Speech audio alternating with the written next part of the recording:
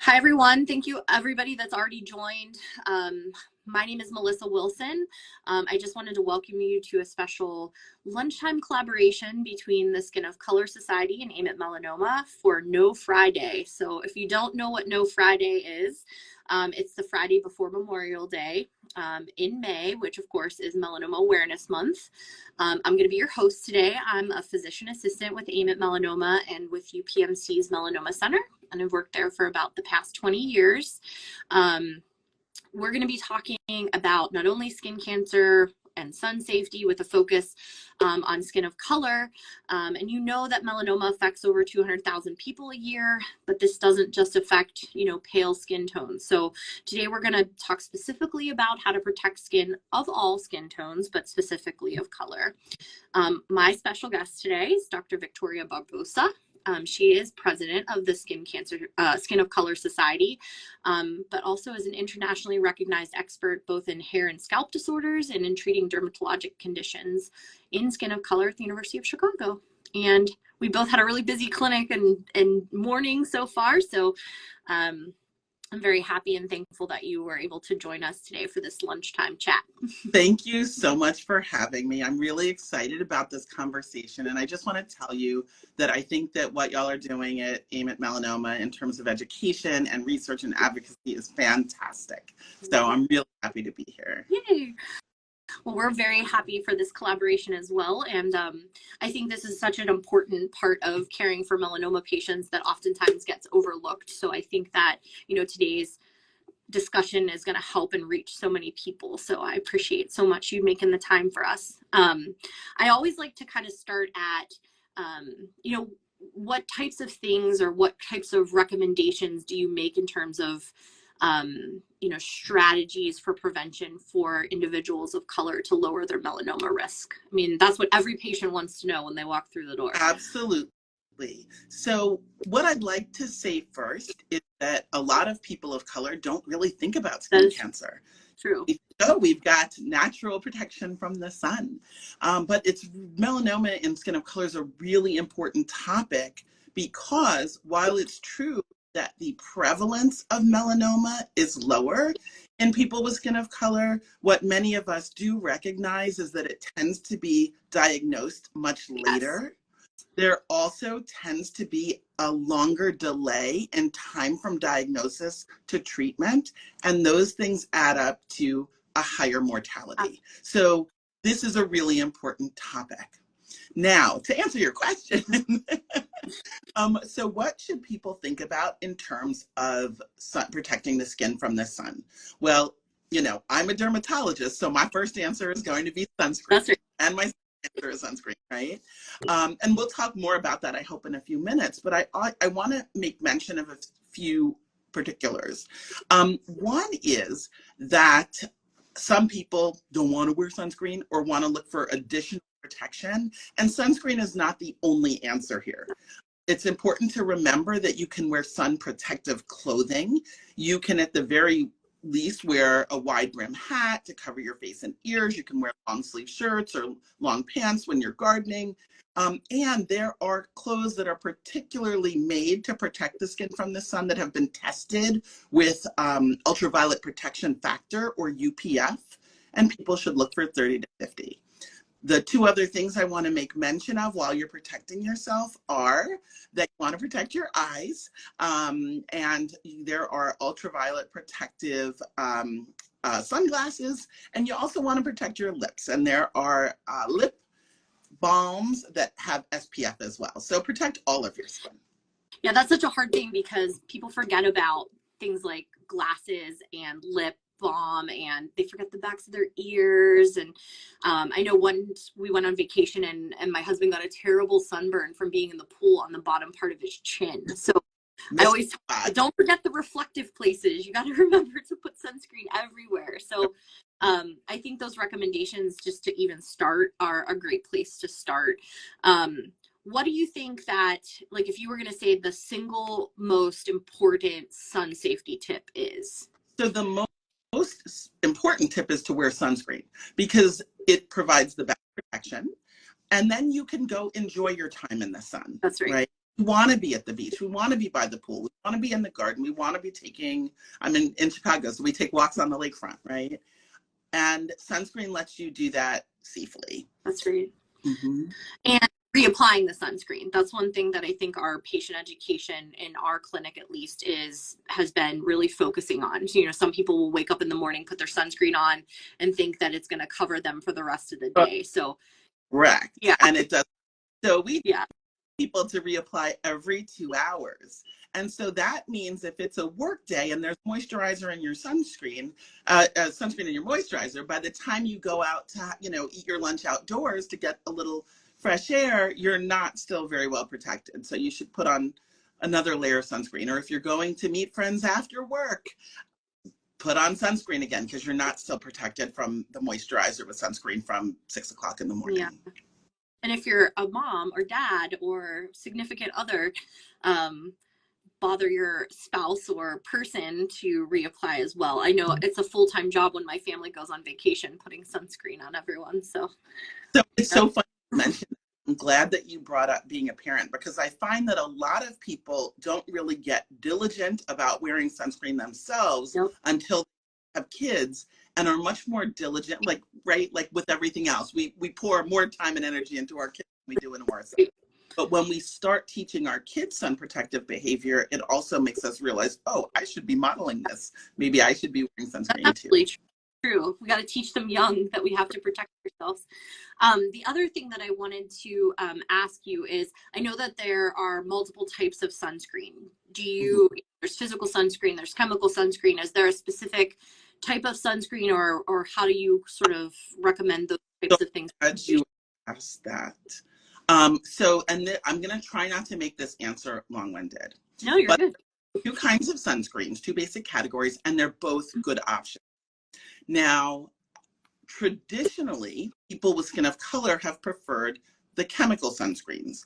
Those are the sunscreens where ingredients are absorbed into the skin, and then those ingredients absorb the ultraviolet rays. And the nice thing about chemical sunscreens is they don't tend to be ashy. So they have a white cast, everybody can wear them.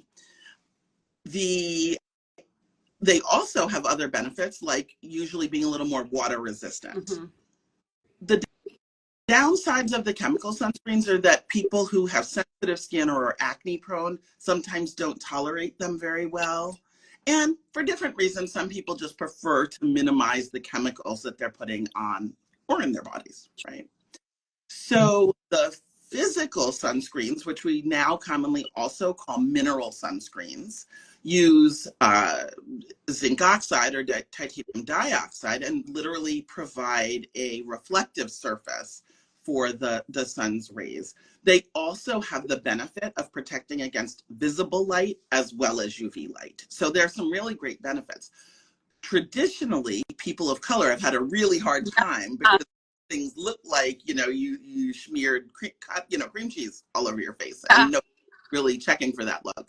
So the good news is that there are newer formulations, there are micronized formulations, and more we're seeing tinted formulations. And even those were a little iffy at first, but now there are brands that have introduced a range of shades of tinted mineral, and that's like a dermatologist's dream. For people who want UV visible light and ultraviolet protection, for people who don't want chemicals, the tinted minerals are a great option.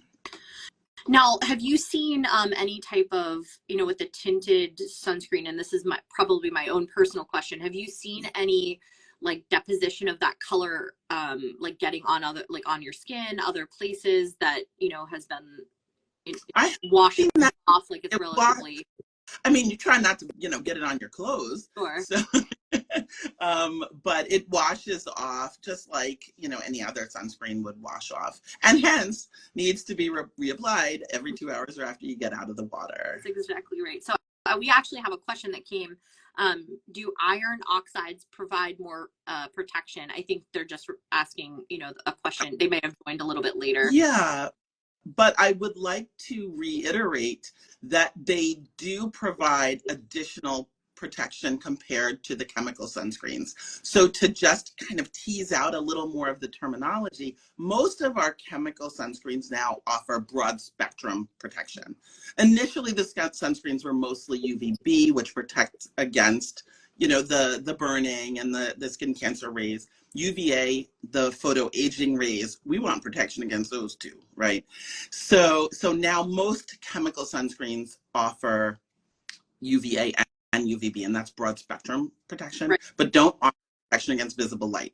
And one of the things that we're learning is visible light protection is also important for protection of the skin pigmentation. A lot of people with skin of color have concerns about skin pigmentation, skin darkening, melasma, worsening of post-inflammatory hyperpigmentation, and we need that visible light protection for that. So that's another reason that I'm a particular fan of the tinted mineral sunscreen. Yeah, so visible UVA and UVB protection. And that's something that I think really didn't get a lot of press, not to say press, but didn't get a lot of patient education to spread that word, about the additional protection. Because I know,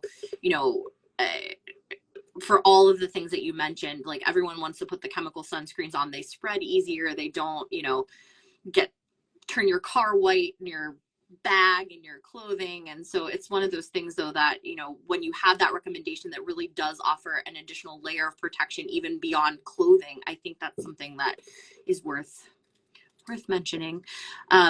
There's a question that came across that says, for persons who are more acne prone, do you recommend double cleansing for sunscreen removal? Is that something that would be helpful? That's a great question. And my answer is it really depends on the cleanser that you're using. So for instance, sometimes acne prone people use glycolic acid cleansers, salicylic acid cleansers. Those tend to do a pretty darn good job of getting off the day's dirt and oil, makeup, sunscreen, etc. But a lot of times acne prone people are using gentle cleansers. That's often what I have my patients do if they're using prescription medicines that tend to be drying. Okay. And the gentle cleansers sometimes don't do a great job of getting off makeup. Now, sunscreen is usually, if it's not waterproof, usually washes off fairly easily. But to not over dry the skin, I'll sometimes have people use a makeup remover wipe as a first pass to get everything off, and then a gentle cleanser to finish off. Okay. One of the other questions that I often get asked is with that drying that kind of sometimes comes with the more mineral-based sunscreens, what if you put lotion over top of the sunscreen? Does that affect its efficacy?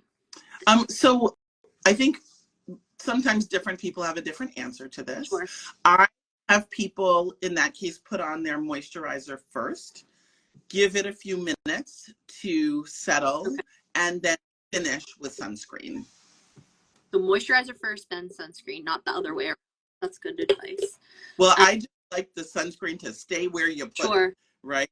Want to then dilute it. So I think if you put the moisturizer on, let it absorb, wait a little bit, and then finish with the sunscreen, you're in pretty good shape. But the other thing I'll say is that I used to not be a huge fan of moisturizers plus sunscreen. Either they weren't moisturizing enough or they weren't sun protective enough. Nope. And I think products have come a long way as well.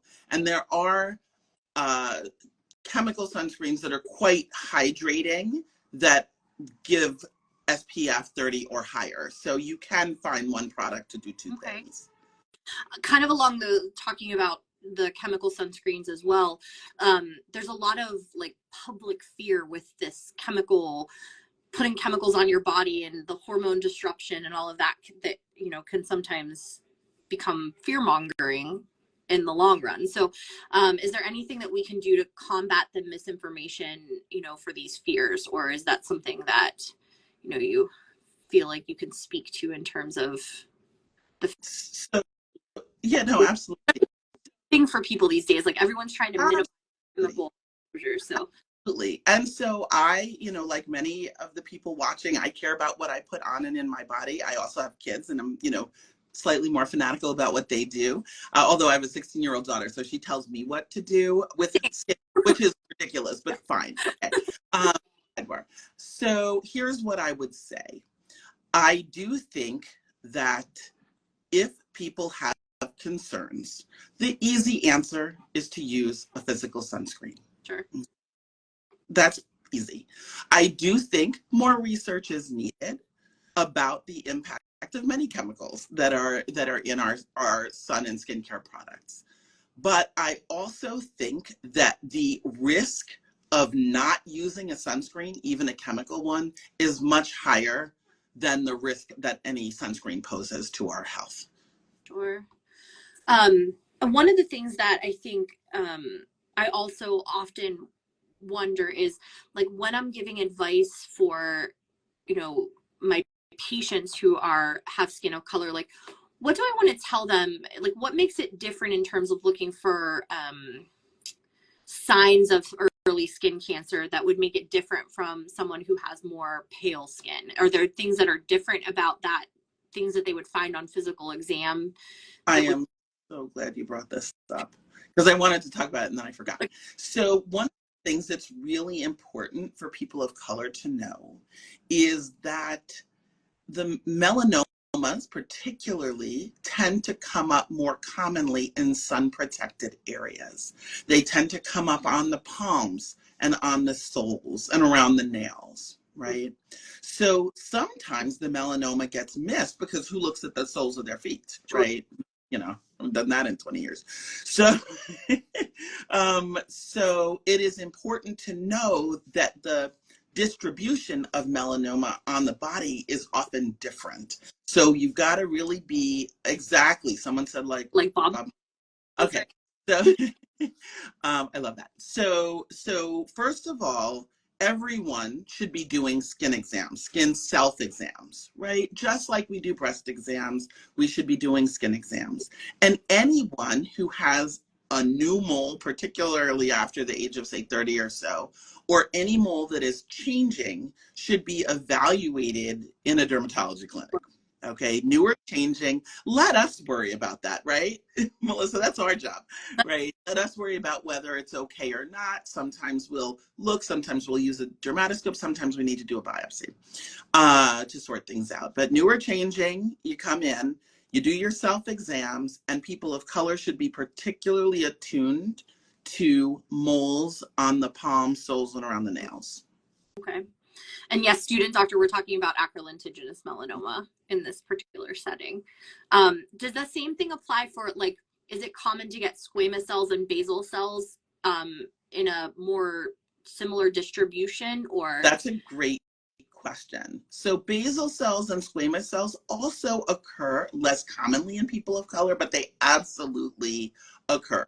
And sometimes the basal cells are actually pigmented. Okay. Those tend to occur in more sun-exposed areas, just like in people with less melanin-rich skin. So for our men, especially for our men who have a little alopecia up top, wearing hats is really important. Putting sunscreen on the ears is really important, right? When you're at the golf course, if you just got a baseball cap on, those ears are pointing towards the sun, right? Exactly. And so our other skin cancers do tend to be more photo distributed in skin of color, just like in white skin. Okay. So how do we find dermatologists that are more experienced for, the specific needs that folks of color, need? I mean, I think, for melanoma, or for AIM at Melanoma, we have a list of, melanoma specific providers, but I will tell you that, if somebody came to me and said, I would like to see a dermatologist that has, experience in skin of color, how can folks find a dermatologist in that realm? So I have a very easy answer, and that is the Skin of Color Society website has a Find a Doctor feature where you can enter your city and state or your zip code and find a dermatologist with expertise in treating skin of color right in your area. Now, there are other ways as well. So word of mouth is huge, right? People have a doctor, they love the doctor, they tell everyone about the doctor. I always joke, I see a lot of alopecia patients, and I always say I'm famous on the Jeffrey jump. The Jeffrey jump is a bus. It goes down. in Chicago on the South Side, and women on the jump talk to each other about their hair loss. And I have gotten more patients who say, I heard about you on the bus. And I'm like, did Jeffrey jump? And they're like, how'd you? So word of mouth is very powerful. Also, people can ask their primary care doctor. If you're a person of color and your primary care doc is doing a good job of taking care of you, they probably know of specialists who will also do a great job of taking care of you. Well, I was checking out the Society of Color Instagram account, and there's just so much information on there that is so very helpful. So I think, you know, kind of routing people back to that resource is probably one of the most helpful things, because there's just, it's a wealth of information, that's for sure. Were there any other things that you wanted to mention? I know we're running a little short on time, but I just wanted to give you the opportunity to kind of open up anything that you wanted to add or education you wanted to give before we sign off for the I think you've given me a great opportunity to educate the public, and I appreciate it. I guess I would just want to reiterate that the Skin of Color Society, like AIM at Melanoma, is another resource for people with skin of color. We're a resource for physicians, a resource for patients. We also support education, research, and advocacy. So I think we make great partners.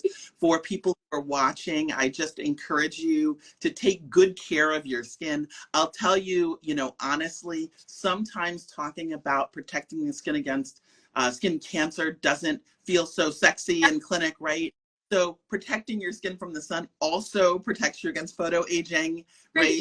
So let's, you know, so if I can't appeal to, you know, lowering your risk of cancer, maybe I can appeal to vanity. Whatever it takes, or to keeping your skin tone more even, there are lots of great reasons to protect your skin. So as everyone heads out into the Memorial Day weekend, I want you to have like a great holiday. Don't fry, okay, and protect your skin. That's absolutely right. I mean, it's one of those things that, oh, it's cloudy outside, I don't need to wear sunscreen. Nope, it's no Friday. We're going to protect our skin all weekend and cover up and seek the shade and have a blast. So thank you guys, everyone, for joining us. If you have other comments or questions once you see this on the back end, if you want to put them in the comments, you know, we'll make sure that we get all of your comments and questions answered. It's been a pleasure, Dr. Barbosa, to speak with you today. I hope that you have a wonderful rest of your weekend. Thank you. You too. Thanks again for this opportunity. Have a great weekend. You as well.